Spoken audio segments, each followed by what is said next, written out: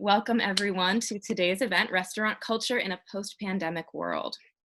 And before we go on to talk in detail about the themes of the day, I just want to let all of our participants know that you're all muted and your videos are all off, but I will show you in 1 minute how you'll be able to submit questions or comments at any time during this event.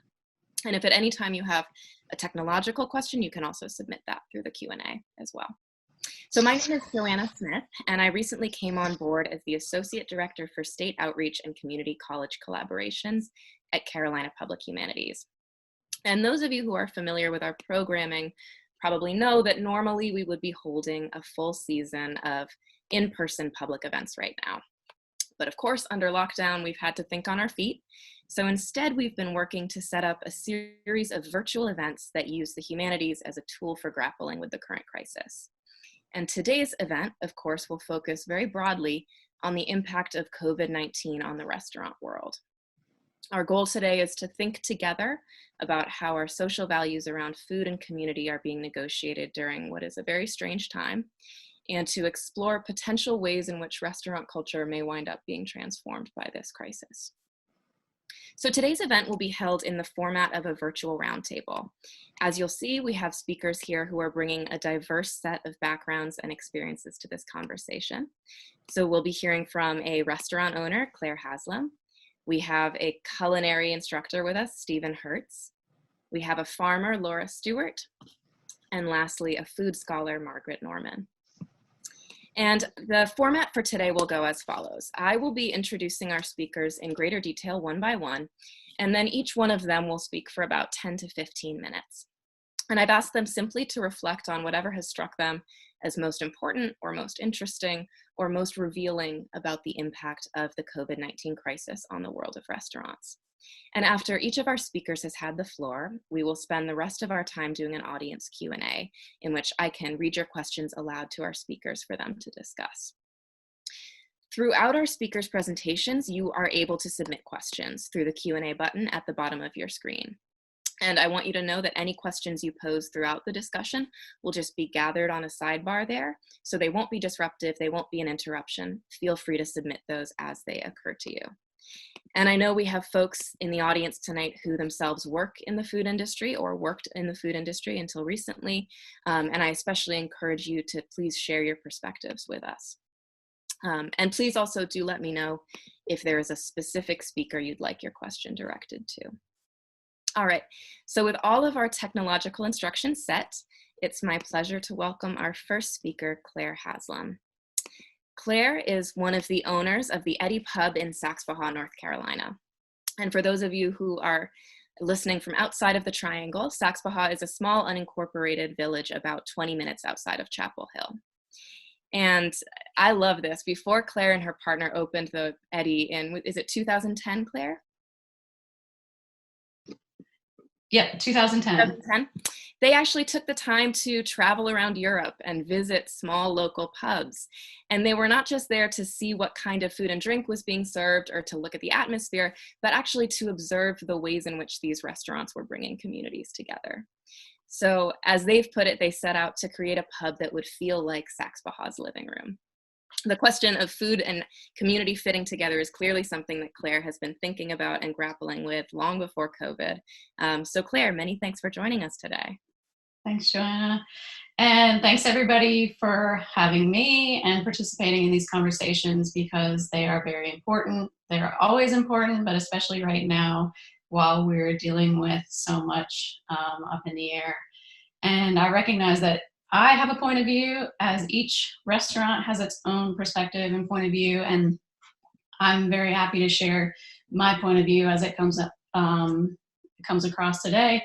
But I know other restaurants are having a lot of success right now while others are not. And then there are a whole lot of restaurants that we don't know about. So it does help if you have interest in your local community restaurant that you can reach out to them and ask them, how are you doing? What do you need? We are a very vulnerable population right now, trying to navigate everything that we are navigating and all of the uncertainty ahead of us. I think a poll has gone out and 80% of us don't know if or how we're going to reopen under normal conditions, but maybe not ever. I think this is a huge shift in our food and food service industry, how we are getting food from our farmers, how we are analyzing the distribution chain within this country and locally. And our restaurant, the Eddy, is a hyper-local farm-to-table restaurant. We use products from farms that are mostly within 60 miles of us. We do venture outside of that.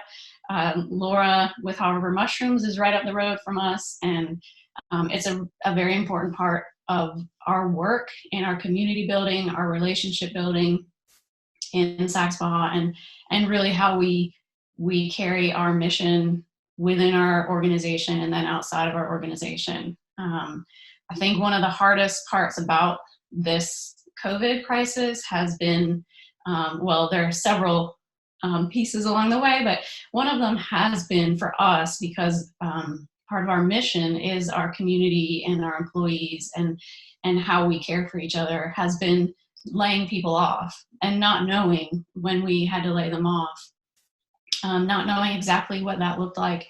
At the moment, we had to make that decision because it was the best way to care for them and allow them to make some income through this, and to hopefully ensure that we could be open on the other side of this. It when you think about it and you can strategize and think logically, yes, that's exactly how it should go. Emotionally, it doesn't quite happen that easily or that clearly. And I think for it really exposed to me one of that we then had to start letting go of pieces of our mission that we were so attached to, and our care for our employees. While that's a positive mission, this COVID experience has shown me in our restaurant and that we had to stop letting go of what restaurants look like altogether and how we come together. Because we also naturally want to pull people together. We want to bring them around a table and feed them and sit with them. And that's not what we can do right now. And it's not how we can solve problems and care for each other and show each other that we're here for each other. And that's also a really hard concept to emotionally let go of. And so through that experience, I think we just started peeling back the layers of, okay, what is this really? What are we doing here? Where are we needing our connections to be, both short-term and long-term? And where are we needing the food connections to be in our community, both short-term and long-term?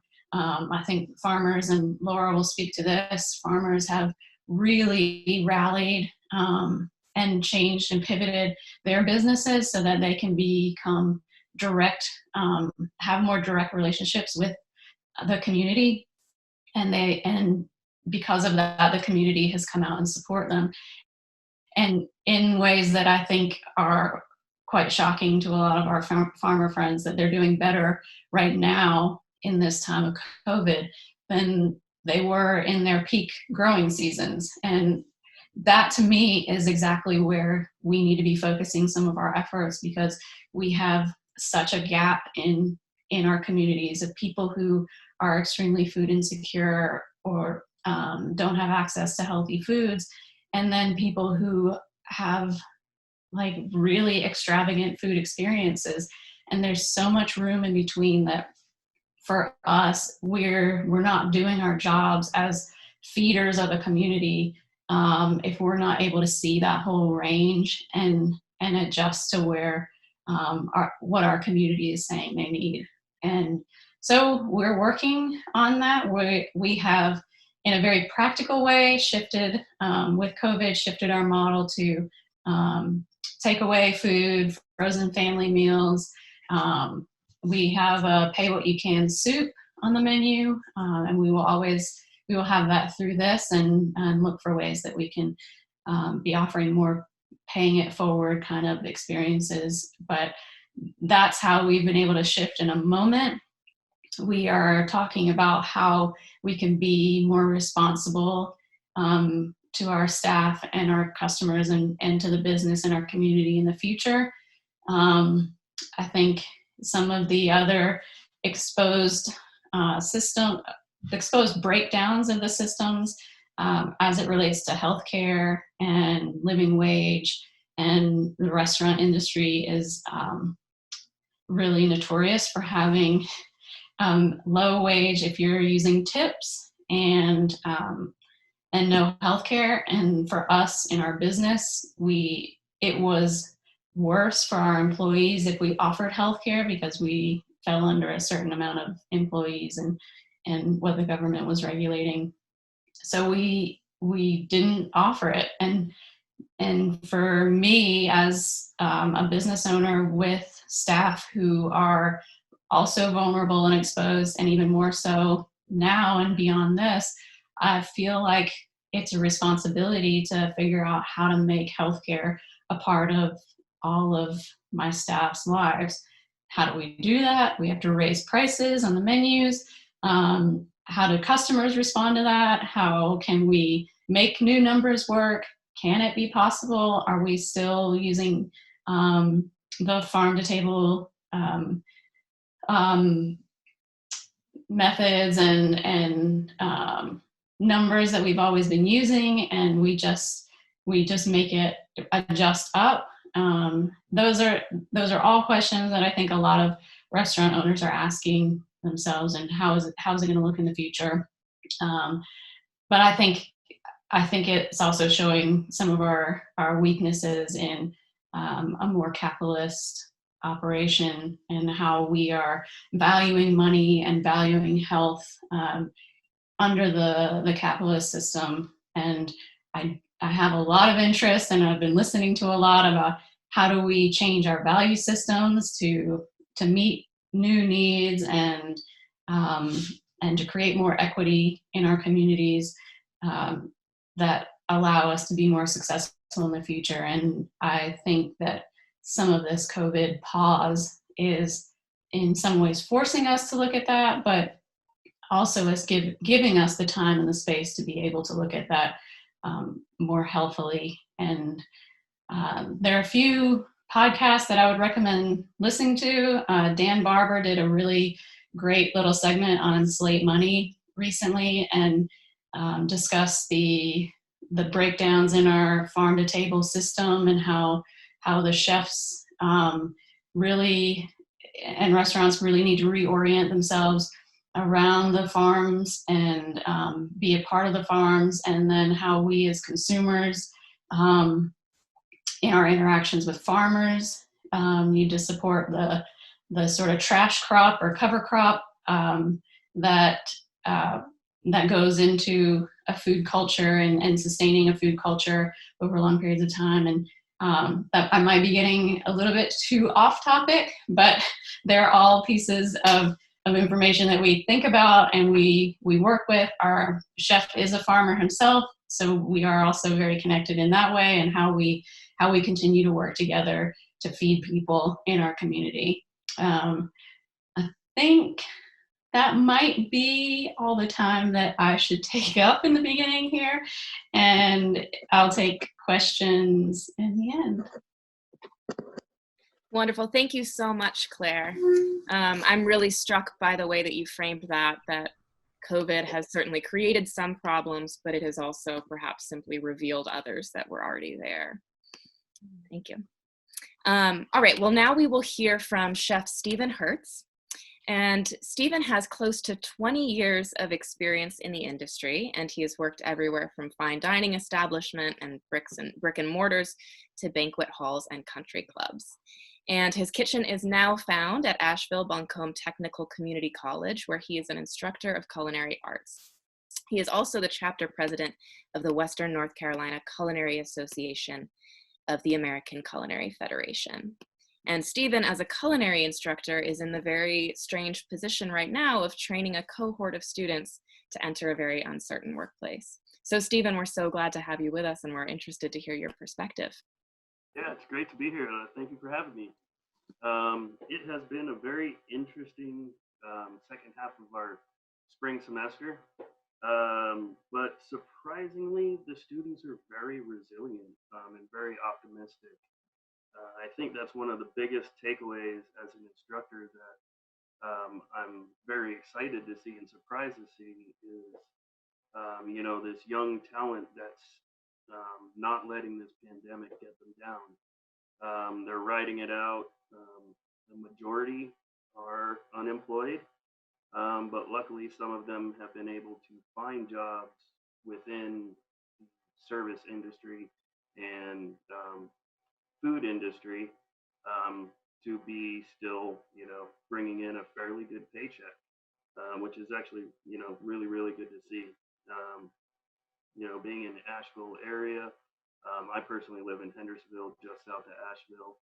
And, you know, over the past 10 years, we've been experiencing this huge boom of food and breweries, restaurants, and this really great, you know, farm to table approach and real holistic approach to where all the businesses really do support each other, and everybody knows everybody. It's a real tight knit community, and you know, through this pandemic, you know, we're going to lose probably a fair amount of restaurants, and the amazing thing through teaching these students is, you know, how optimistic they are of being those chefs that are going to come in and fill that void, from those unfortunate restaurants that had to close. So it's really interesting to see them, you know, seeing that light at the end of the tunnel. And, you know, my biggest challenge has been teaching a skill that is very hands-on, over the internet. And it has, you know, challenged me as a chef with 20 years experience on how am I going to teach this very hands-on experience, doing open discussions in class. And one of the things that we have really been talking about is what it's going to look like in that kitchen. How are, you know, how's prep going to handle work? How is our to-go food going to, you know, be set up? And sanitation-wise, what's going to change? We're still waiting, you know, up in the mountains to hear from our health department on new regulations. So it'll be interesting to see what actually comes of that, because, you know, as we all know, 6 feet in a kitchen is sometimes most of your kitchen space. So, you know, it will be really interesting to see what happens to this industry, but very excited to see that these students are really optimistic about their future, and, you know, they do see that there will be places for them to go because they believe in, you know, an industry that has lasted for a long time. And yeah, I guess that's most of what I have to say here in the beginning. Hopefully I was louder in that second bit. That's fantastic. Thank you, Stephen. And I think you've already brought up a number of points that those of us who don't work in kitchens may not have thought about. What do regulations look like during a time of social distancing, for example? Thank you. All right, well, we will hand it over now to Laura Stewart. Laura is a mushroom farmer who, along with her partner, runs Haw River Mushrooms, a farm also based in Saxbahaw, North Carolina. And they have been remarkably resourceful in how they've marketed their products. They make mushroom jerky that they sell across the nation. They sell at farmers markets. They do a mushroom CSA, but they also sell directly to restaurants. So like many other farmers, as restaurant closures began to happen, they had to pivot fast to adjust. So Laura, we're so pleased you're here with us, and we're eager to hear what has stood out to you as a farmer during this crisis. Yeah, thank you so very much. So, like Joanna said, we've been farming. It's been our full-time source of income since 2016, and we've been really working towards trying to create a model of resilience. Turns out farming is kind of hard to make a living doing. And so we've been trying to diversify our income streams really since we began. And by the time COVID hit, Our income was about 35% restaurants, 40% direct sales, and then our value-added products and some retail type things that we had going on. So when quarantine was implemented, our initial response was to sort of slow down our mushroom production. We specialize in hardwood mushrooms, and we were growing about 1,000 pounds of mushrooms a week. And so it takes a while to slow mushrooms down. I know it's been hitting the news how, at the same time people are worried about food security, farmers are having trouble getting it into people's hands. And for those first few weeks, we were giving mushrooms away to food pantries as far away as Raleigh, just to make sure it got into someone's hands. Something that I've been trying to communicate out that really affected us is we send a lot of our extra mushrooms and turn it into that mushroom jerky or other prepared foods. And we knew we would not be able to afford the bill at our local certified kitchen. And so at the same time, we suddenly had a ton of extra mushrooms. That's something that sits in inventory that we wouldn't have been able to immediately sell. And so we actually pulled out of our kitchen and gave them away rather than turning them into a product. It seemed like an opportunity, maybe for some community resilience, if we can think about new innovative ways for farmers to get their products shelf stable. So we've been selling for 7 years. The Eddy Pub was probably one of the very first restaurants ever to actually buy from us back when we were probably growing 10 pounds a week and thrilled about it. And so that's another piece that has stood out for me. It has never been more apparent to me that it's these little businesses that are the most equipped to understand the needs of our community, small enough to be able to pivot and start thinking about how to get food where it needs to go. And it's been a source of frustration throughout the pandemic for us that most of the farmers I've talked to and quite a few of the restaurants really haven't received any stimulus yet. And we'll see what happens. I'm certainly not closing that door, but for me, it's a point of frustration that in those early weeks, I had a choice between we immediately lost childcare. I have 4-year-old twin girls, and we were reinventing our business model and needing to navigate handling the needs of our employees and making sure they're safe and that our customers are safe and that we can make payroll. And so we had to make a lot of decisions about what we can or can't handle. And we spent time turning in economic disaster loans and payroll protection plan loans. And so to not get a dime so far of that and see it go to big companies is frustrating. Where was I going with that? Oh, okay. Back to positive things that we've done. However, we have really been able to pivot, and we usually do 6 farmers markets during the year. Pretty quickly, most of them closed, but the Chapel Hill Farmers Market and the South Durham Farmers Market have stayed open. And that allowed us to maintain some direct sales. And then several of our restaurant relationships, like I said, we've been doing this long enough now that we've known some of these restaurant owners for over half a decade.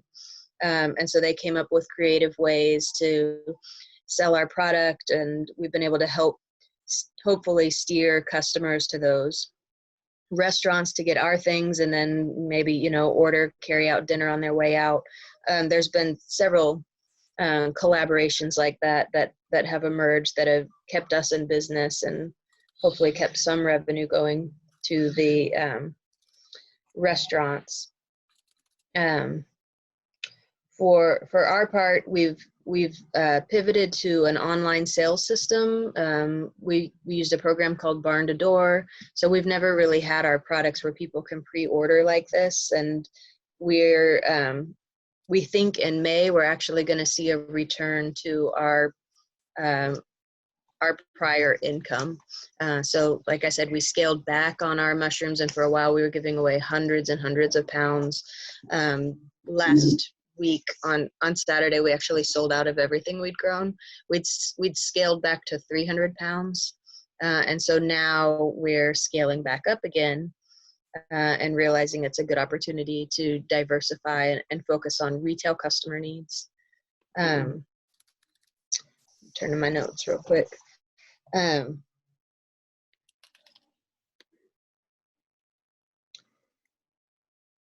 Yeah, so I think a big focus for us has really been if we can get back to a place where hopefully some of these farm-to-table restaurants are still are open. On the other side of this, that our feeling is our farm personally will possibly be stronger than we were before the pandemic started. Some of these new sales channels have probably made us more resilient. And so we've been telling, our employees, like, our main focus right now is to stay in business, stay soluble, and to make sure our customers felt like we were really responsible, that we had their backs. And if we can do that, even folks that can't spend a lot of money with us right now because they're not financially secure, we'll have a relationship with them. My time's almost up. The other thing I wanted to mention was I also felt like we had some history in terms of working with restaurant owners during disaster in 2018 when we had those 2 back-to-back hurricanes, and restaurants were closed for a week and had to throw product away, and a lot of them didn't have power for a while. That was kind of my first experience with dealing with things way outside the box. And realizing that small business owners are this sense of community. So there was sort of this, people that had already placed their mushroom orders for us were kind of calling and saying, yeah, we ordered 20 pounds from you, and I know you probably, want to go ahead and give it to us, and obviously we're not going to be able to serve it. And so the chefs were actually thinking of ways to cook those and put them in their freezer for dishes they could serve later. That's an example of why you spend more money at a farm-to-table restaurant. Like, those are the things that are happening in the background, where the chefs are doing things that cost them more time, cost them more money, and cost them more just intellectual,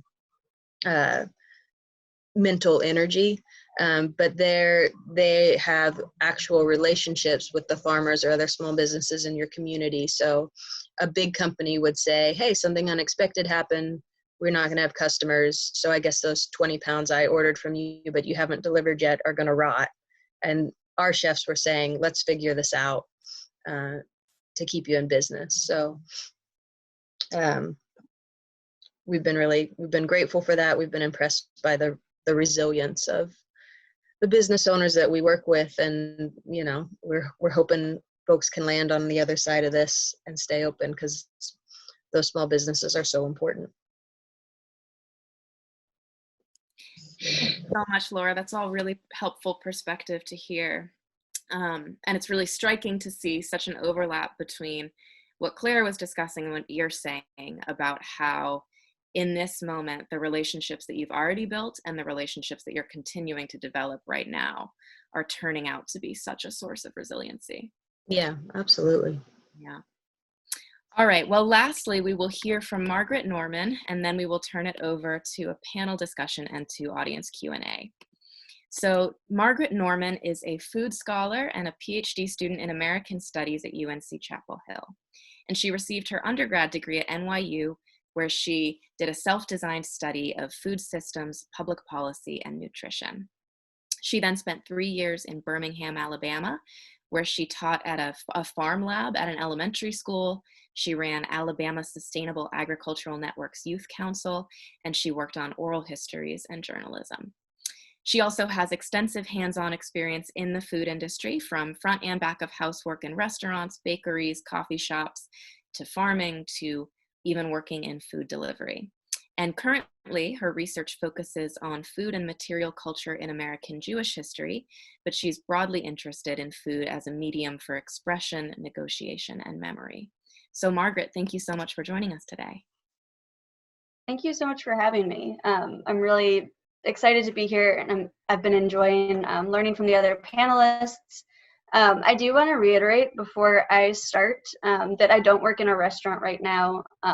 It's really actually about the first time since I've been old enough to work that I'm not working directly in the food system. So I'm going to be providing a little bit of historic perspective today, and then drawing on my own past experience, as well as some peripheral experience around coronavirus. I will say my husband is a longtime food worker.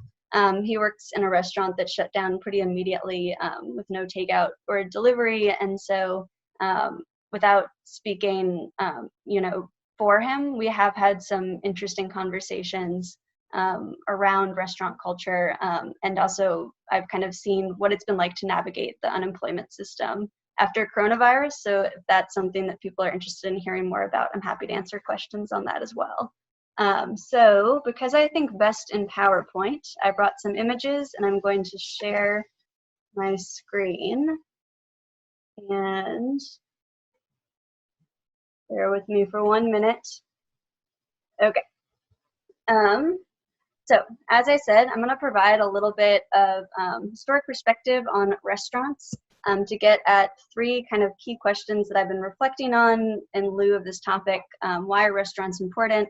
What are the issues, and what might we do differently in a post-pandemic world? And I promise this is going to seem very random, but I'm getting to somewhere relevant. So I've brought this kind of funny comic to start with. I drew this from a recent book that came out called The Dairy Restaurant, that's about the history of a specific type of lunch counter in New York City. But what's really great about this book is that even though it ends on this analysis that's very much in the present, in the recent past, the author takes you all the way through human history and the history of restaurants to get there. So he starts at the Garden of Eden, talking about this as the original relationship between patron, proprietor, and waiter. And he calls the snake the lowly waiter who had it in for his boss, convinced Adam and Eve that the fixed menu wasn't good enough for them. And then he goes from there through the development of restaurants throughout human history. And I really bring this in to make the point that restaurants are both very old and a very new concept. So as we know them today, where you kind of go in at all sorts of different times and there's a real extensive menu to choose from, that's a pretty new concept that, to the best of my knowledge, has its roots in about the end of the 1700s. As an outgrowth, at least in the West, from French cafes that started having more extensive offerings. But this concept of having to have somewhere to eat outside of the home is actually really old. And I took this picture from an article that came out last year in The Guardian about the discovery of quote-unquote fast food counters at an archaeological site from the ancient Pompeii. And these were places that, certainly wouldn't be anything like restaurants we know today, but were places where workers could go and get food that was fast and cheap outside of the home. And then there are certainly other examples of older types of restaurants, so like taverns and inns or tea houses. And this is all really just to say that restaurants are a really important part of human history, and they've served a multitude of important functions across time. And they've weathered a lot of storms. I did a little bit of digging to see if there was anything around how restaurants had fared in the 1918 flu epidemic, which I feel like has come up a lot in conversation around coronavirus. And there actually wasn't much, data about how restaurants survived that. Besides that, I did learn that after reopening, in that specific epidemic, there were other waves, closures, etc. And that will lead me into some of the issues that I've thought about at the end of this. Why do restaurants matter? Before we get into the issues, and this is far from an exhaustive list, but 4 things that I kind of narrowed down to in my own head. So community, which has obviously been a huge part of our conversation today. Restaurants are places for gathering. So at the end of that same book that I showed you the cartoon from, the author talks about meeting his wife at a lunch counter. Restaurants have been really important sites for community organizing. So I think one maybe more well-known example would be all of the restaurants in the South that served as important places for activists to gather during the civil rights movement. And it can be smaller than that as well. And especially in today's world where I think people live further apart, maybe further away from family or friends. A few examples here in Chapel Hill, Mediterranean Deli has weekly Arabic classes, and Linda's hosts trivia and serves as an incredibly important place of community for UNC students. And places like Vimala's holds dinner that raises money for local organizations. And then, as you know, Laura was able to speak to really well, lots of restaurants around this area especially are vital to the community because they support local food systems, including local farmers. Convenience, kind of going back to that example of ancient Pompeii, as long as there have been people who've needed to work outside of the home, there's been places to feed them. I think probably many of us are experiencing how exhausting it is to cook all of the time, and I've watched friends with kids struggle with this especially. Places that serve food, especially food that's affordable, are vital to the community. Connection is my third bullet point here, and I think we shouldn't lose sight of how important restaurants are, for pleasure, connection, education. Trying new foods can be a way to learn about people, places, ideas you haven't encountered. I do generally push back at the idea that there's anything inherently revolutionary about sitting at a table together, but a table is an opportunity for meaningful conversation and education. And then identity is my fourth bullet point there. So I come at this from the perspective that food is a means by which we construct and express identity, and restaurants are a space in which we do so. This is something that I've been thinking about a lot as I've been giving, what I can, even just a few dollars here and there, to some of the restaurants that have meant a lot to me, and thinking about why they do and how they're connected to place and memory and identity and community and all of these other really important things. So what are the issues? And this is also, again, not an exhaustive list, just coming from my own perspective and experience so far. So this first one here, restaurants are likely to have to open at limited capacity. I think this is something that Claire might have mentioned when she was speaking as well. And I've been thinking a lot about the tip system, especially the fact that most servers do depend on tips for wages, and might face cut hours or lower wages if restaurants have to open at a lower capacity. And I do worry that folks will get stuck going back to work when they might not be able to have the same wages that they did before, but then no longer qualify for unemployment and might get caught in some sort of in-between. And I think it's worth noting here that, as Claire was speaking to, restaurant owners, especially small business owners, operate on razor-thin margins. And so I'm really talking about contemplating, what sort of stimulus or support can be put in place to support restaurant owners and workers as restaurants reopen under this new normal, whatever that's going to look like. And then kind of going with that as well, the idea that there may be a resurgence. One of the only things I did learn from trying to research restaurants in prior epidemics is that it could take a while to get back on our feet, even with the sort of different know-how about disease that we have these days. But there's likely to be a while until we can go back fully to normal. And from my own experience, it took a few weeks for things to feel kind of regulated after my husband's restaurant closed down, for unemployment to kick in, for us to even be able to reach unemployment on the phone. And so I worry about workers having to go back, restaurants maybe having to shut down again, and the types of systems that may or may not be efficient enough to deal with that. Economic recession, I think we have no idea what the long-term economic impacts of this are going to be quite yet. But I do think about customers and their capacity to go back to restaurants at the same level. And then this fourth bullet point is one that Claire spoke really beautifully to already, but vulnerability of food service workers. And I think my biggest takeaway from all of this has just been how precarious the restaurant industry is, and how both vulnerable and resilient the people who work within it are. So restaurant owners and workers, as Laura and Claire have spoken to, have really rallied and put forth these amazing creative solutions like takeout and drive-through, drawing on their communities and serving their communities, like Pay What You Can soup, or we have an amazing Chapel Hill Creamery has done a discounted cheese called home cheese for the community. But at the same time, it's made me think, is it sustainable to have a system where so many people depend on tips, or are underinsured, or have to choose between their health and financial well-being? And I've been trying to tease out what other countries do differently. For example, we're one of the only industrialized countries that doesn't have some sort of comprehensive paid leave plan across the board. I learned in France that the government will financially protect you if you walk off your job for feeling unsafe, whereas our unemployment system doesn't quite do that for workers.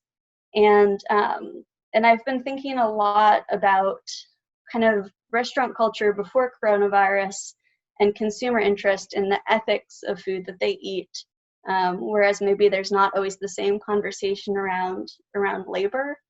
And I do wonder, if customers were as interested in these issues, what creative ways restaurants could harness this energy.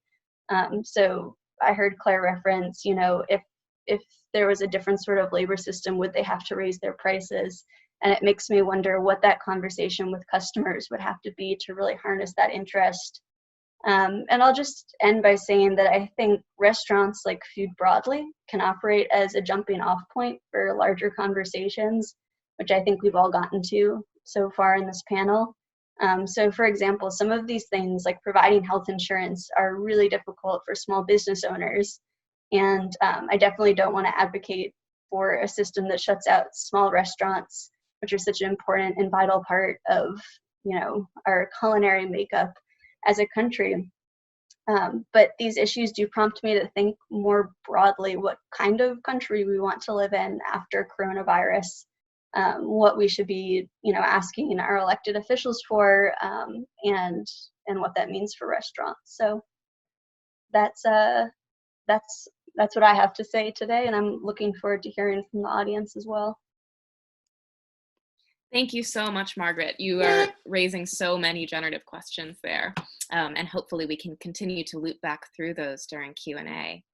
So at this point, I would invite all of the panelists to turn back on their video and to unmute themselves, and we can now take some audience questions. So if you are a participant today, please feel free to continue submitting questions. Panelists, I also want to make sure that we have space here for you to ask one another questions. So if you feel moved in that direction, please feel free to jump in. But let's get started here with a question from the audience about the unemployment process. So Margaret, I know you had said you have a very personal experience with this. Yeah, I'm happy to speak about that process. Is there a specific question, or? No, just a desire for more discussion of what that negotiation was like. Yeah, of course, and I'm sure that maybe Claire will be able to provide insight too on what it's been like from the perspective of somebody who's been dealing with that as a restaurant owner. I'll say for us, it's been nothing to do with the owner of the restaurant or the restaurant itself. They, I think, made the decision to go ahead and close, not do takeout or delivery, maybe in part because of this kind of notion that Claire posed that would be better for workers, which in the long run, I think it has been on our end. But it did take some time to figure out, because the restaurant closed pretty early. I think we were lucky that it didn't take as much time as it could have, but it was probably about 3 weeks until we received any sort of unemployment payment, and then even longer until the additional unemployment kicked in under the coronavirus measures that have increased everybody's unemployment amounts through July 31st. So it probably was about maybe 4 or 5 weeks until we saw the full coronavirus payment, which, is interesting because, I think we were in a very lucky position where we were able to weather that storm, but it certainly made me think about people who might not have had, savings or other financial resources to fall back on. And I know that later on it took even longer, I think, for people to get through. Part of this was because the unemployment office stopped taking phone calls. So there was about like a week and a half where my husband's application was like totally stalled in the system. And every time he called the unemployment office, he was told that they weren't taking phone calls at that time. So it was pretty frustrating. And I know from the restaurant's end, we were in communication with them and they had approved the application, and were trying to do whatever they could. But I think that the unemployment office was just so overloaded. And I imagine that there are folks for whom that is probably a lasting challenge that it took so long to get through. Yeah. Yeah, it was pretty clear that there are so many barriers to entry on the unemployment side, and that's not that it's very intentional, I think. And it was just such high volume. I think there's something I just learned today actually that is worth people knowing. So the federal unemployment is not taxed. So everybody receiving unemployment now is going to have to pay taxes on that next year. And I'm not sure that message is getting out to any workers and how that message is getting out. But if for right now, there's so many workers that it's not worth them getting off unemployment for the foreseeable future, because nobody can, in the restaurant industry, nobody can guarantee them work. So it's worth it for them to stay on unemployment for a longer period of time than might be necessary. And I can't not support that because it's part of the reality. Like, they have bills to pay, and I think it's also worth noting that a lot of restaurant owners, if they hadn't set up their LLC or their structure appropriately, they also can't receive unemployment. So you have restaurant owners that there's no income, and that's a very real thing too, if they were relying on dividends and there wasn't a formal structure put in place around those dividends. So it's hard. It's hard, but yeah, backlogs and everything. But everybody seems to be, on our end, everybody seems to be getting it and doing just fine with it at the moment. Yeah. So, I mean, it seems like we're circling this theme of general precarity. Mm-hmm. And does it seem fair to say that perhaps the economic model that we have around restaurants right now, with tipped employees, with razor thin margins, we're now seeing don't actually match up with how absolutely critical restaurants are to our economy, to our society, to our culture? We have a question here about a follow-up question on whether there will be any changes for tipped employees, whether any of our panelists here see the potential here for there to be a shift for wait staff, for kitchen staff to be transitioned to a salary or to hourly wages. This is something that actually my class discussed last week. One of the students brought up because they work part-time in a kitchen, but the other part they're actually front of house. So one of their biggest things when we were talking about, what our kitchen's going to look like moving forward, they were wondering about, that service side, tips. Is the front of house going to have to be, in the future, a full-time, livable wage employee where we don't tip anymore, and that, price is going to have to be reflected in the food. That was kind of one of the common themes that we kept coming up with, is that, Margaret had talked about the slim profit margins in a restaurant. You're lucky if you're bringing in a dime on every dollar that's coming into your restaurant. And you know, are we properly evaluating food costs? You know, you know, a lot of brick and mortar style restaurants aim for that 30, 32, 34% food cost margin. And, you know, is that something that we should look at changing that model of, and, you know, valuing the food more? But also the repercussions of restaurants being closed was a big thing. I watched an interview this morning with the dairy farmer, and he was saying how he wasn't sure how a lot of his specialty grains he's going to be able to get in anymore to feed his cows balanced nutritional diet, because some are coming from China, some are coming from Canada, and they're not being produced anymore because restaurants aren't buying canola oil. So the dairy farmer isn't getting his canola seed because it's not being sold. So I think there are going to be a lot of unforeseen, you know, changes that we didn't even expect. Right, in such a complex supply chain that the ripple effects are going to be broad and they are going to be far-reaching. Well, I'm certain that we are going to continue to loop back through the economics of this situation, but I want to turn to another audience question here, and this audience member points out very rightly that this is an exclusively white panel, and they point out that this crisis has been disproportionately affecting restaurants owned by people of color. And so their question is, how can we ensure that those restaurant owners and those leaders have a voice in conversations such as this? And I would add to this, what kind of efforts are already being made in the restaurant world to bring those voices to the fore? I think this is a very important question to answer. And being in Alamance County, we have now 3 Black-owned restaurants. A few years ago, it was 1.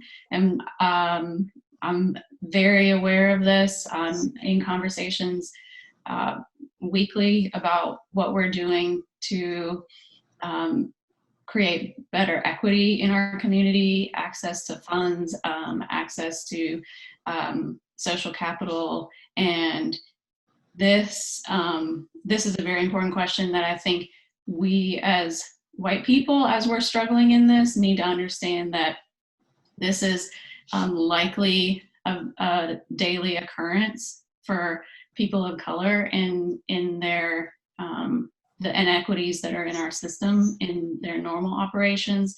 And we have to make an effort to have the conversations, to be bringing our communities of color together with us and lifting them up, so that when we're in situations like this, we are calling attention to the fact that we are all white and we're talking from a place of privilege in all aspects of our conversations, and that we can acknowledge that, and we can do better about having these conversations, and then inviting the voices to be a part, all voices, all representations to be a part of these conversations and decision making.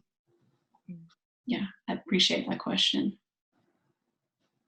And I think it also comes out to the community of restaurant owners. You know, all chefs, we all know each other. And this is the time where we come together and really create that community coming together to support each other. And, you know, we've seen that a lot here where I live in Hendersonville.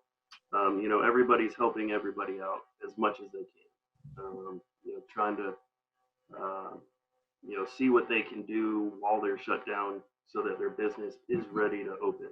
You know, whether it's actually just going in, buying a couple cans of paint and helping them do projects that they haven't been able to do while they're open, so that when they do open up, they make that impact and people come in as much as they can come in. So this is a moment for community bonds to really carry the day.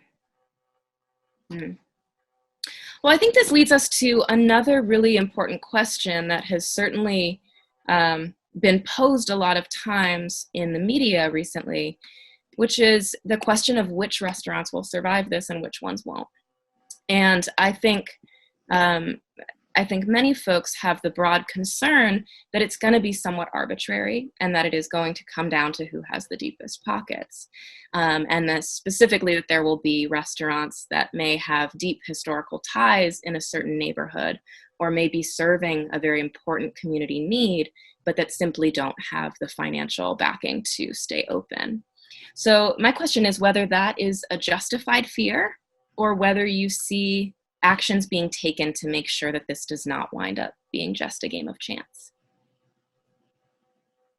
I do think, I mean, one thing I'll say is I think that, and this goes to this point that this is such a great time to talk about all sorts of things that have become clear in this crisis.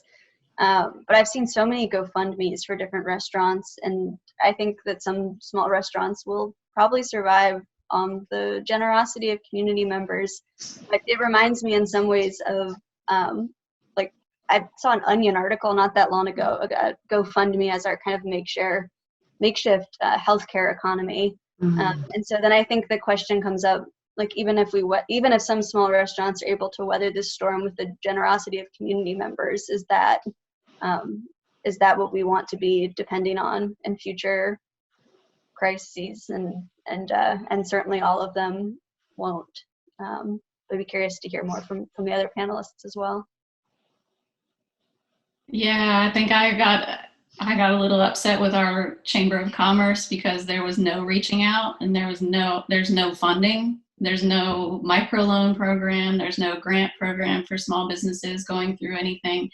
And I think it was like the second week, reached out and sort of called their leadership to the table because nobody's even calling to ask, like, are you okay?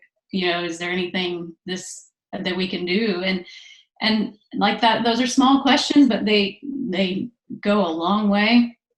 And then today, you know, we've had these conversations with the chamber and pulling more community people together and creating a low interest revolving loan program and grant program with some other community partners that specifically has language in it for businesses that don't have traditional access to bank relationships and historically successful white-led institutional relationships, that this language will be prioritized for people who don't have those partnerships already. And it's a slow process, but everybody on that call is white, and I feel like it's okay if we can pull together some of the assets in the community and help distribute that in a way that's more equitable than is traditional. So a little step, but yeah. Stephen, what are you seeing in terms of your students' expectations about which institutions will survive this and which won't? Well, that's, you know, we have that discussion. How's it going to affect the downtown restaurant as opposed to the mom and pop barbecue joint or diner? You know, probably those, you know, historic eateries like the mom and pop diner and, you know, the not downtown barbecue joint that has a really great reputation. People are going to go there. You know, it's those downtown, slightly more expensive places that we were discussing, you know, are going to have a harder time, that have more competition right next door to themselves, that don't have that like built-in part of the community, that are, you know, your special go and eat there on your honeymoon or birthday kind of places where you're splurging. But also at the same time, you know, it's all kind of random. It's how, you know, the landlords are dealing with it as well. Do they own that property? You know, is the landlord financially burdened as well and trying to recoup, you know, some income for themselves? So many different variables that are going into it. But one of the biggest things that, you know, my students were saying is, you know, they're very realistic, which surprised me. You know, they were like, you know, restaurants are going to close and it's going to be horrible and people's lives are going to be very negatively affected. But there's going to then be room for this new pool of chefs to, you know, move their restaurant into that space. And, you know, rates may be lower to help, you know, boost the economy, and they may be in a really good place where maybe the market's working in their favor to get up and running in a couple of years. And now, is it shifting at all your expectations or your students' understandings of what a restaurant should be? Do you think the restaurants that your students are dreaming up now are different than the ones they would have dreamed up in January? Oh yeah, definitely. And also, you know, it's a restaurant industry. I think a lot of the eateries we're talking about are the individually owned restaurants. There's so much more out there food-wise as opportunities for chefs. Maybe not so much the restaurateur, but a chef, you know, some businesses that always kind of ride the recessions are country clubs, athletic clubs, privately owned larger facilities that are able to, you know, ride out the hard time because they're getting things like food dues, monthly food dues. And I know a lot of country club chefs, and a lot of the clubs have turned into food dispensaries for their membership. So, you know, they're bringing in the food from the suppliers, doing prep, doing online cooking classes with the members so that they're lightly prepping up their food, but then the members can go on Zoom and cook with everybody else and make themselves dinner with the entire rest of the membership. So it's, you know, new outlets that people never even thought, you know, would be happening, bringing them together, cooking over the internet. Right. So, you know, I think a lot of restaurants have gone that route too of becoming a grocery store. Right. Just to survive. Well, this kind of leads naturally into a question that that one of our audience members posed. Janet Seitz asks, all of these panelists have done a lot of listening and a lot of reading about restaurants in the pandemic culture. But what are one or two wild or possible ideas for future movements that they've heard? So Laura, we haven't heard from you in a minute, so why don't we start out with you? What are some of the wildest ideas of how this could transform the food world that you've heard? I love the idea of the wild ideas. So some of them, I do think we've seen some new distribution streams. We've seen more collaboration happening. And so like at our farm, we used to kind of have a peak day of wholesale deliveries on Thursdays and then farmers market sales on Saturdays. And now we're selling every single day and distributing and working our tails off as are a lot of small business owners doing door-to-door delivery. And so we're seeing a lot of conversations about how can we work together and share this load. So a lot of talks about you know, informal food hubs coming in, and I'm seeing collaborations with, you know, like the local toy store in Pittsburgh is dropping off toys at one of the restaurants for their customers to pick up. So I think something about that will probably stay, where there's interaction and collaboration. At our farm, so two things that's done at our farm. One is we're able to do more shorter life specialty items because we're focusing a lot more energy on having the ear of the customer. So like cinnamon cap mushrooms are a mushroom that really only have about a 5-day shelf life. And so we've cultivated those in smaller amounts, but now that I'm selling every single day, I can grow as many as I want. And so we're expanding our specialty mushrooms. And I could see there being resonances, you know, whatever the cinnamon cap version of other businesses would be, things that kind of you need to do and get it to the customer, and you can really only get it from an artisan. You know, you're not going to get cinnamon caps at Harris Teeter ever. It's a direct from the farmer kind of thing because it won't survive the distribution. Maybe good things like that will happen. And then this door-to-door delivery, I'm hoping maybe will mean some of these small businesses that have been losing to Amazon for years now, we're kind of stepping up and saying like, actually, we'll drop it off at your door too, and we know how to use Ring now. So I learned this month. Great. Claire, maybe your one or two wildest ideas that you've heard?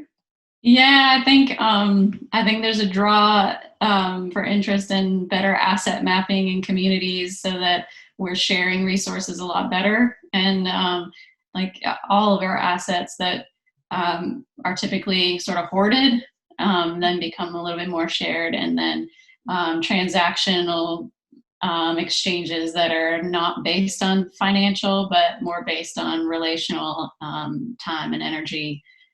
That's the old-fashioned barter system. I think some of those systems are being reimagined in a real way.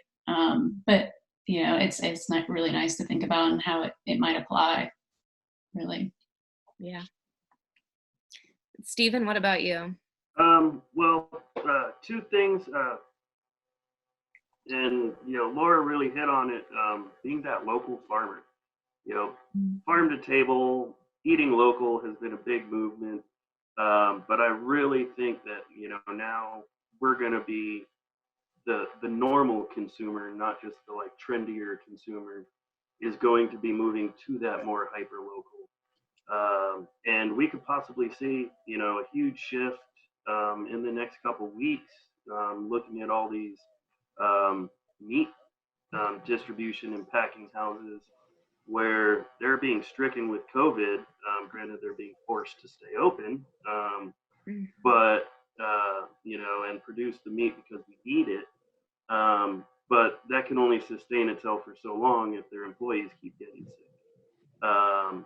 So these more, you know, really hyper local meat producers, right around me, you know, we have a couple miles down the road, we have Carolina bison. We have Hickory Nut Gap Meats. They do pork, they do beef. And a lot of those kind of local producers and, you know, mushroom growers and farmers, I think are going to become a lot more pivotal. They're kind of been, you know, in this coronavirus beginning phase overlooked. But, you know, as food supply gets lower, we're going to have to, you know, look a little closer to home. I think a lot of European models for food are very based off that local farmers market, and I think that's going to become more and more prevalent, and we're going to see more people going to those and less going to the big, hopefully, big producers like, you know, Walmart, because their supply chains are dwindling. One of the real surprising, crazy, out of left field ideas that my students all kind of thought was going to be more popular is the at-home chef. Because people aren't going to feel comfortable in public. You know, they're going to feel like they have to, in a restaurant, segregate themselves. There'll be plexiglass between the tables. You know, what's that going to look like? Would it just make more sense to hire a chef and have a dinner party?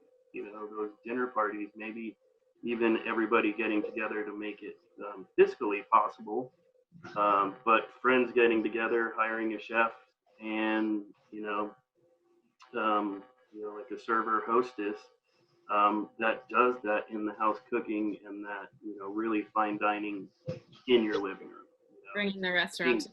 Bringing the restaurant to the house, even more than just to-go food. So as your students are getting really optimistic about the future, it sounds like they're also trying to think really creatively about what that different future might look like. Yeah, and knowing that they're going to have to think out of the box. You know, yeah. It's going to be something that hasn't been done. Yeah, it's so interesting that you point to the how the complexity of these nationwide supply chains can, when everything is running smoothly, make it seem like they are invulnerable. But right now, that very complexity is what is a liability, what's creating a liability for them. And so we're finding that these smaller local networks are real sources of resiliency. Mm. Margaret, what about you? The wildest ideas you've heard? Yeah, well, I guess I'll go with two things. One is that I'm definitely like dreaming right now about what it would look like to have those like really meaningful conversations around labor in the same way that for the last couple of decades, I think we've seen really amazing conversations come out around sustainability and local and organic. And you know, what could a future look like where consumers are having those sorts of conversations around labor too, and what that might mean, you know, for prices and what they're willing to pay and that sort of thing. But I'm also excited to see what kind of food comes out of this, just kind of on a taste and innovation level. I'm kind of thinking about, you know, Stephen talking about how people are thinking outside of the box right now. And I'm thinking about that, you know, special cheaper cheese that Chapel Hill Creamery is making. And this idea that maybe, you know, large scale food system chains are going to be less reliable for a little while. And what maybe cooking, you know, with different economic resources or different food system resources might do in the development of new dishes and new tastes in and of itself. You know, it could be a really interesting opportunity for some culinary innovation. So I'll be excited to see that too. That's a really interesting point. And, you know, of course, we're talking about restaurants today, but it's really impossible to talk about them right now without acknowledging the fact that most of us are cooking at home more than we ever have before. And so Stephen and Claire, I'd be curious to hear your perspectives on that as a restaurant owner, as a culinary instructor. Of course, you want people to come out and eat at restaurants, but are you also finding that this, that everyone being forced to cook at home is encouraging an excitement about food that you maybe haven't seen before? I'll start off. When I went to school, Food Network was starting to get huge. So I've kind of built my culinary career through this phase of sensationalism of the chef and, you know, chefs being on TV all the time. And even more now that people are cooking at home, you get those, you know, like the Yelp reviewer that knows everything about food, but has no culinary degree or cooking background. And they give you that, you know, crazy review, and it's like, well, what do you know about food? Here, come in the kitchen and see how this is actually produced. And then their eyes light up and they're like, holy cow, you know, had no clue it was this hard to produce the food. Because all they've seen is Gordon Ramsay hollering at people, you know, in a red and white chef coat, which is nothing like what it's actually like in a kitchen. It might have been like that decades ago, but most kitchens aren't like that anymore. It's a whole different feel in the kitchen, and, you know, hopefully people are getting more familiar with food, understanding how hard it is to produce, so that when they do go out and get those meals, they, you know, are a little bit more humbled by, wow, you know, this is a hard trade, not easy to do. Yeah, I would support that. I would definitely take more compassionate customers over higher numbers. It has become quite challenging when people use eating out as a standard rather than an exception. And so you're trying to meet their expectations as best you can, but sometimes they're completely unrealistic, or you can't do it. And I think cooking at home is a great lesson in humility for a lot of folks. So, so maybe they'll appreciate eating out, or, you know, in all seriousness, I think it's a great opportunity for folks and for us to have more compassion for each other. Yeah. Laura, are you enjoying being in touch with customers who are cooking a lot more at home with your mushrooms during this time?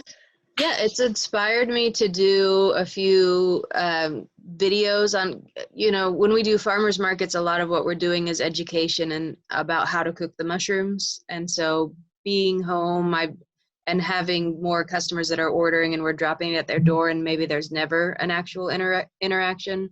We've started to do a few just like while I'm making dinner, hey, this is how I cook the mushrooms. So yeah, I could see that being an opportunity too, is if there's more curiosity to learn, that maybe there's some educational or some teaching things that that potentially even chefs or people that are trained in that sort of thing. Mine is like, this is how I chop up the mushrooms and get my kids to eat them. But chefs with actual training could probably maybe monetize. Yeah. It seems like one of the common threads in this conversation is that this has been a very humanizing crisis where many customers, probably not all, but many customers who maybe were used to seeing the restaurant experience just as transactional are now kind of confronted with the human element of that workplace, are confronted with the work that goes into their food, are confronted with the labor issues and with concerns about what's happening to the employees at their favorite restaurant. One question we got here that poses a very interesting possibility, the audience member writes, if restaurants have difficulty in the hiring of staff as before, could food trucks be a temporary option here during the slow reopening of restaurants? Have any of you heard talk about that? I haven't, but I have experience in food trucks, as you know, Joanna, and they are very expensive to start. It doesn't look to be that way, but I think you can very easily sink $30,000 into a truck and then not know where your support is going to be, where public trust is going to lie, and what the weather is going to do on a day. So there's a lot of investment that goes into a food truck, and then a lot of gambling whether your food and inventory will actually be able to be used that day. I think there's probably possibility for folks who have been thinking about restaurants to get into food trucks sooner, or to get through this and test their market, maybe with food trucks as a stepping stone before getting a brick and mortar space. I think that's a great option, especially when we're might be in and out of our limited dine-in spaces. So, it might be for other people for sure. I know a little bit more about the heartache of it. So, and that's without a pandemic. So yeah. Stephen, do you see any of your students going that route? I have some that were interested in the food truck idea. I have a lot of friends that they have restaurants and a food truck. It's a great secondary outlet for your restaurant, because if you want to break into things like catering, you got a mobile kitchen. You got a kitchen on wheels. You can take it out and go and utilize that at an outdoor wedding on a hill, which we have a lot of around here in the mountains. But as far as it being a temporary option, it's like Claire said, it's huge initial input, and unlike a restaurant, your food truck menu has to be small, it has to be concise, it has to have a really crazy, wacky theme to get people in there. But you can't have a huge menu on a food truck. You're going to have 3-4 items, all kind of going around one general theme. That's why you get your taco trucks. I grew up in Maui from when I was about 7 to 19, and there was a taco truck there that did taco fusion with Mexican and Korean. And he started out with one truck, and he'd go down to the beach, and he'd be, open until he sold out of food. Which at first was a couple hours, but then he just blew up. People went crazy with this, who would have thought kimchi on a taco? And it's a great blend. But within 2 years, he had 8 trucks. and he was hitting every beach on the island, but he was fulfilling a need, and it wasn't there. So nowadays, food trucks are everywhere. I know as far as like up here in Hendersonville, one of the big ones that'll come in every now and then, of course, is on Shark Tank, but Cousins Lobster. Anytime their food truck comes up, there's a one, and they generally, pair up with a brewery. There's a line 35, 40 minutes before they open up their food truck, and they're sold out in an hour and 15 minutes. Wow. So you have to create a really big hype to be successful with food truck, which takes a lot of work. So it's not as simple as a restaurant just buying a truck and starting. Right. And you're in a different place, so you have to have really loyal people that are willing to go somewhere else than your normal restaurant. Yeah. Well, I know we have to wrap up here in a few minutes, but I have just a couple of questions left to pose to our panelists. And so one of the questions that I'm certainly left reflecting on, in light of how much of this conversation has been around generosity and relationships, creative thinking to make sure that employees are taken care of, to make sure that a full community is being served, whether that's pay what you can soup or discounted cheese. How much of this do you all predict will last after COVID ends? Is this just pandemic mode that we're in, or is there a way to carry that culture forward? I think for me, it will be lasting. I think the longer we're in this, the more dramatic the changes and the longer lasting it will be. And I don't see how our business can go back to what it was before totally. I think we will be making some real changes, and then also encouraging our community to make some changes. And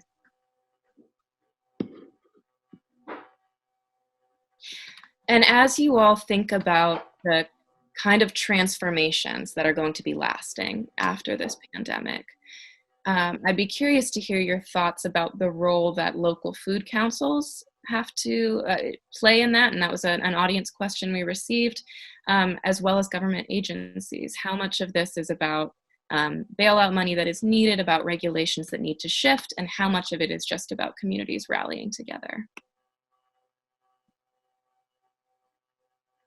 I think, financially, there's going to have to be support coming from somewhere.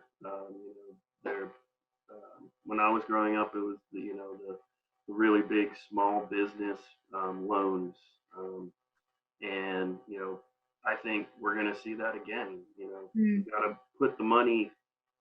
The only way for money, the trickle down doesn't work. It's a trickle up system that's actually the most beneficial. So we put the money into the people that want to start businesses and have those good plans and have it, your restaurant thought out. We should be supporting that and getting them on their feet and doing what we can, because that money is only going to flow up into the economy and better it, as opposed to making sure that large corporations and large farms are surviving. It's the smaller farms, the small businesses that we should focus on, because money flows uphill, it doesn't flow downhill. I was thinking of the phrase, all politics are local. Is that the right phrase? Definitely, I'm seeing in the relationships between the businesses that we've been working with. Like when I look at my QuickBooks, most of our expenses, like maybe we spent $2,000 at Country Farm and Home, and we'd say like, oh yeah, we spent that with Melinda. Like we're doing a lot of local buying. It's abundantly clear to me that when someone spends money with us, exactly where it goes back in the community. Right now I'm not in a place where I'm seeing that reflected in policy, in terms of the stimulus. I have felt like it's been more a story of a really resilient local community and really resilient, resourceful business owners figuring it out. But in terms of government stimulus or resources, and I know that a lot has been put out there and we're all still trying to land, I haven't felt that support. And I'm kind of hoping that I'm hoping that it does sort of create enough of an impetus that maybe we vote in some more support for looking at how the people that really held our community together, what can we be doing to allow more voices to be in that empowered situation? Because if you're trying to keep your kids fed right now, you're not able to be thinking, how can I be a connector? How can I look in on my neighbors? And yet those very people are often the ones most effective at understanding exactly what their community needs. Yes, absolutely. Yeah.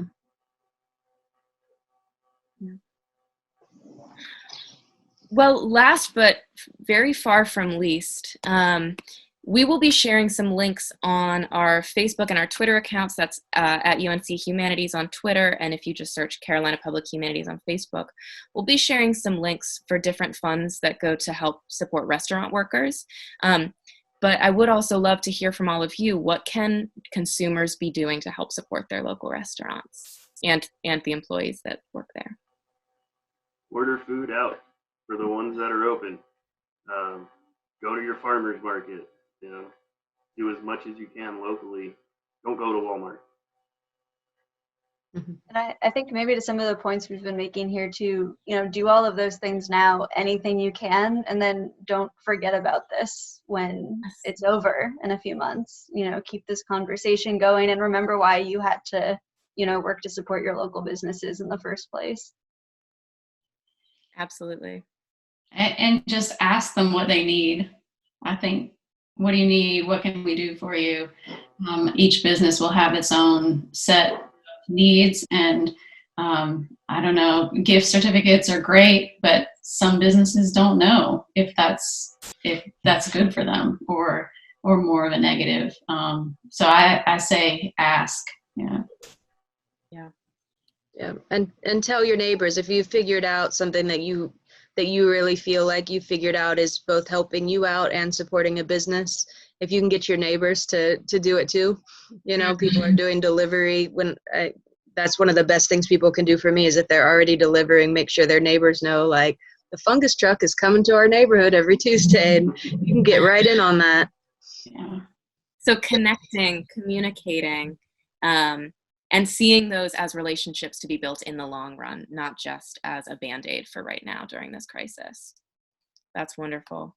All right, well, our conversation now needs to end, but I certainly hope that all of our participants will keep the conversation going at home. Speaking of continuing conversations, Carolina Public Humanities will be hosting continuing events on similar themes to this. So tomorrow we will be having an event co-sponsored by the General Alumni Association on mental health during COVID-19. On May 14th, we'll be having a virtual humanities happy hour that looks at different religious traditions of solitude as a path to enlightenment. So if you're interested in any of those events, please just go to humanities.unc.edu and you can sign up there. But for today, thank you so much to all of our panelists as well as to our attendees, and we hope to see you all again soon. Thank you so much. Thank you. Thank you. Bye.